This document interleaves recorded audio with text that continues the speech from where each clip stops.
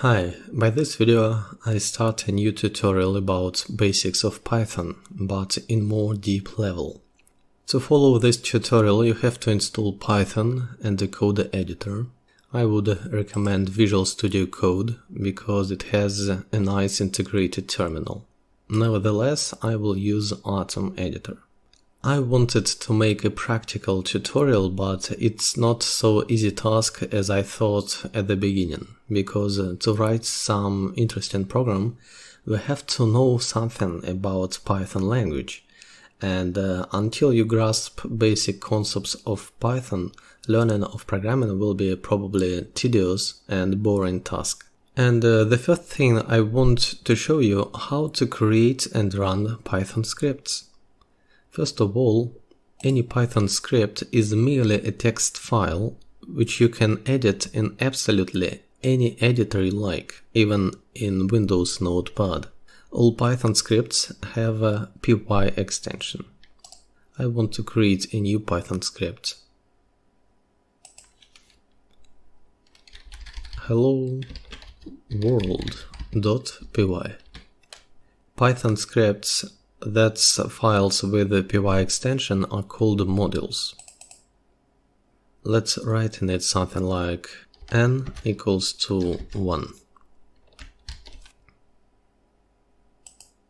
To run the Hello World Python module, we can open a terminal in the folder. In most Linux distros, it's the right mouse button, open in terminal or similar menu.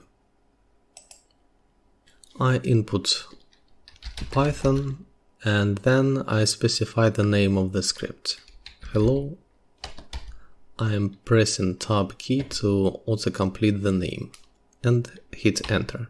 It will be executed immediately. Another option, the script can be executed interactively. To do this, after calling the command Python, I specify the -i parameter, interactive, and then the name of the script, Hello World.